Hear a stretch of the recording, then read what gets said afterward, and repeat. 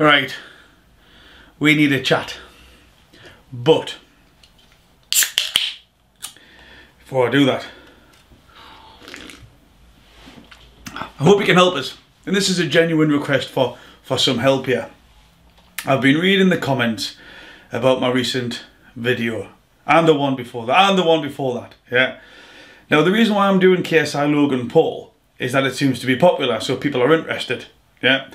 And based on their interest, it seems that I can combine my psychological and performance coaching background with a something that's entertaining as well. And also, I enjoy doing these videos.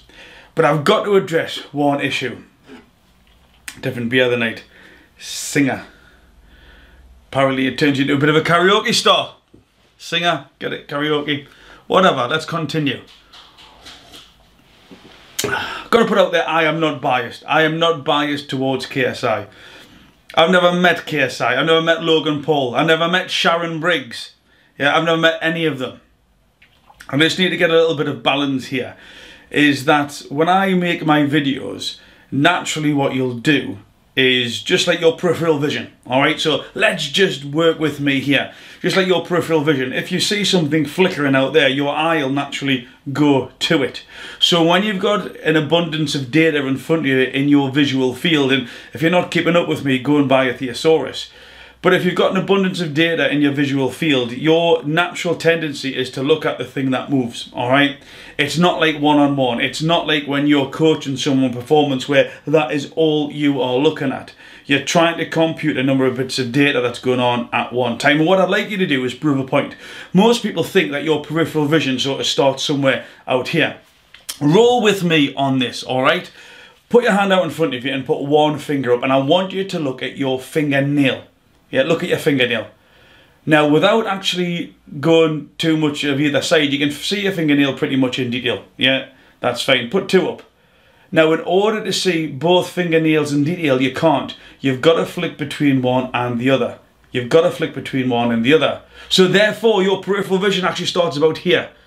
Yeah. That bit is the only thing you can see in detail. Everything else, from here outwards, is periphery. It's granular. Pixelated, whatever you want to call it.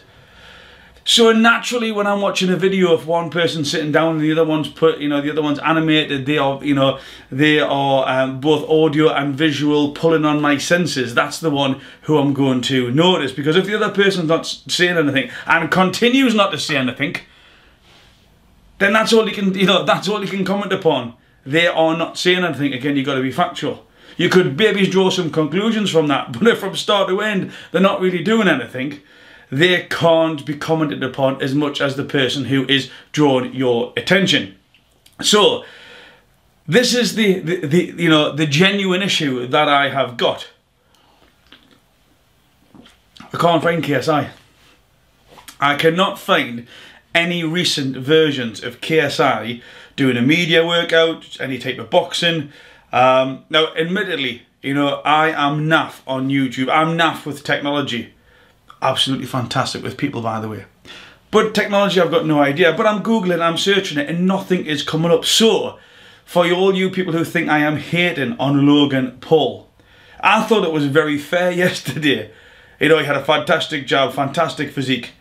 Yeah, admittedly, he had the safety boots and he had Shannon Briggs constantly in his ear. However, he's got a load of good points, and that's all in the video for anybody to see. But unless I can find some evidence, unless I can find a video of KSI boxing, I cannot comment upon that.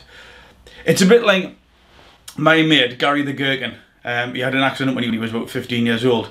The Gherkin, through a series of catastrophic events, ended up in a place where a Gherkin should never end up, and he's never lost the nickname from there. But Gary the Gherkin's tight. He's a tightwad.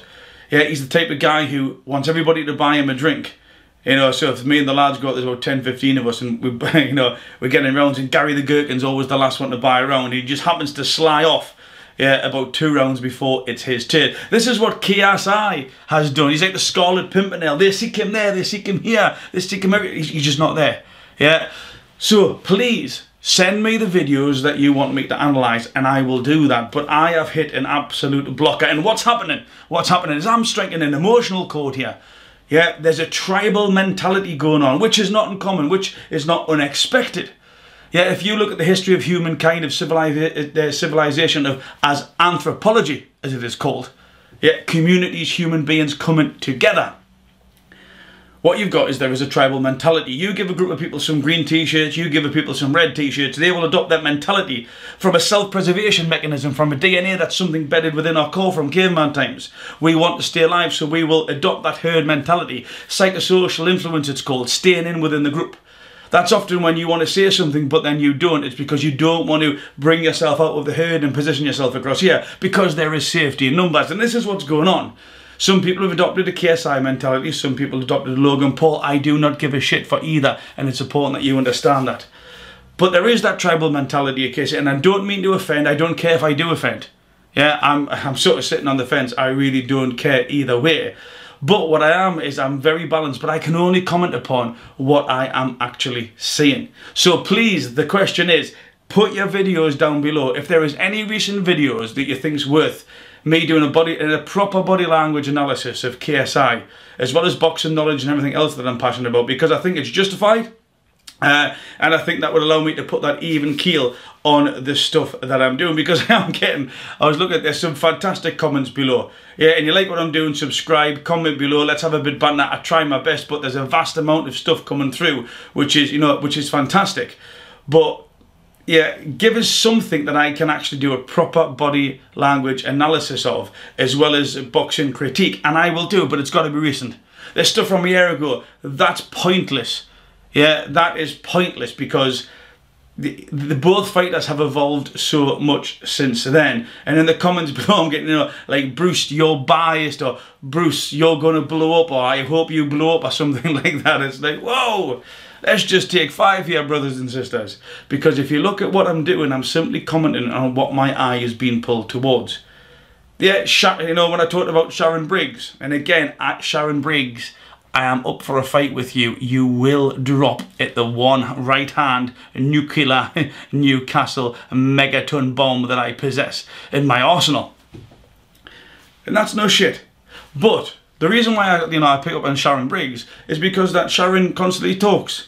She is constantly in Logan Paul's ear. I don't think Logan Paul even requires it, but Shannon is constantly in him there. So naturally, I can't not hear. I can't stop those sound waves coming in there.